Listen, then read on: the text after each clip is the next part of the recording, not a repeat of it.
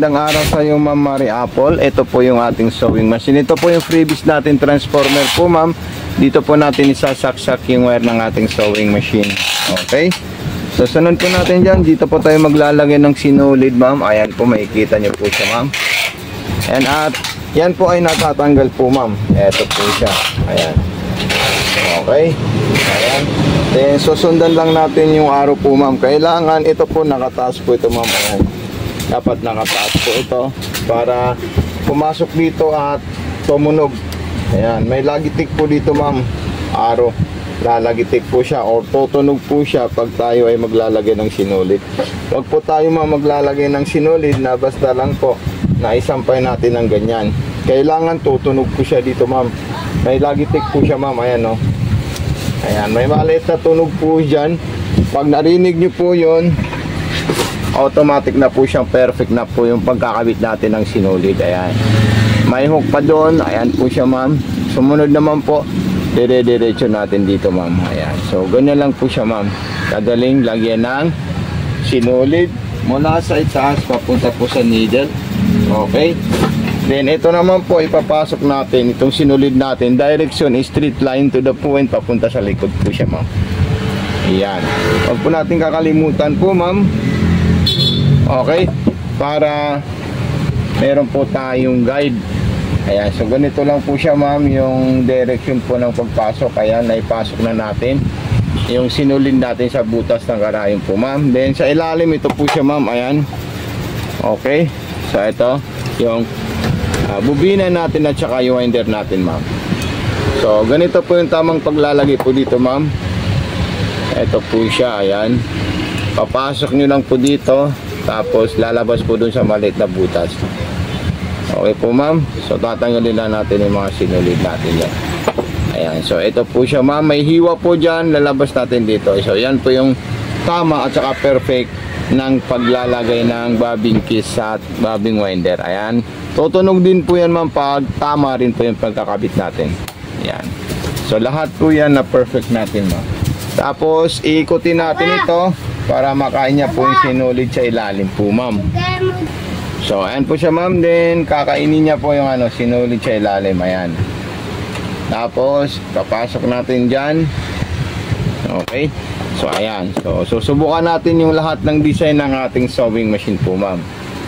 Ayan, nasa straight line po tayo. Ito po yung distance spacing. Ayan, okay, kung gusto niyo po malalayo po yung agot niya po, ma'am, pwede niyo po i-adjust yan sa 4.0. Ayan, so sa ngayon nasa 3.0 lang po siya.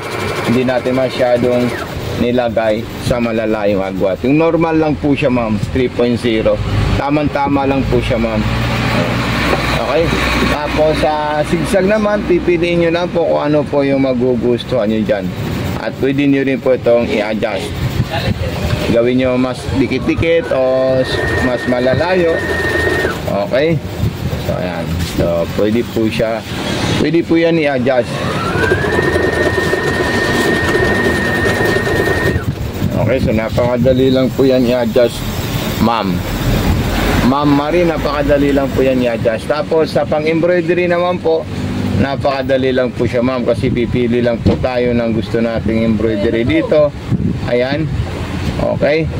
Tapos at meron na po siyang automatic cutter pag nilong place po natin ito, ma'am Mary. Ayan, so po kayo mag-alala, meron po tayong 1 year warranty po dito para if ever na meron po kayong mga katanungan at saka concern sa sewing machine natin. So ayan po siya, ma'am. Gusto natin ipakat sa kanya yung sinulid, ilang press lang natin yan. Okay, so isa, dalawa. So ayun na po siya, ma'am. Tapos kunin nyo lang po yung sinulid na nakabalagbag po sa ilalim. Ito po siya sa karayom natin para maano po siya. Ayan, so another design naman pang gusto natin.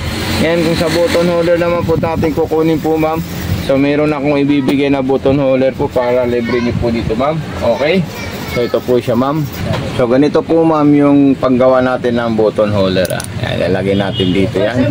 At ito, ipapatong natin dito yan, ma'am. Ayan, so kailangan natin sagad nito. Ayan, so nasagad po siya, ma'am. Okay, so ayan po siya yung tamang position. Ngayon tatanggalin natin ito, ma'am. Ayan, pag natanggal natin itong pressure foot nya, So, magkakaroon po tayo ng pre-circuit ng pang button holder. Ayan. Huwag niyo po kakalimutan, ilagay po ito ma'am. At mayroon pong hiwa dito or pagitan, space, yun po yung ilalagay natin. Itong bakal dito ma'am. Ayan. Okay, kasi pag hindi niyo po binaba yung bakal, hindi po siya mag-automatic button holder po ma'am. Akala nyo may pause or may problem, pero wala po itong problem kasi nasa ano lang po natin yan. So ito na po siya ma'am. Ito na lahat na yung ng button holder guide. Ayan, so punta po tayo dito, dalawa po yan. Okay, so ayan, yan yung unang gagawin po niya, pang maong na button holder. At napaka solid talaga po yan ma'am, gumawa ng pang button holder. Ayan. Tapos pang photo naman, pwede nyo po gamitin yung sa itaas. So yan, talagang napaka-astig at napaka-angas po niya ma'am. Ayan, so i-cut natin siya ma'am. Ayan.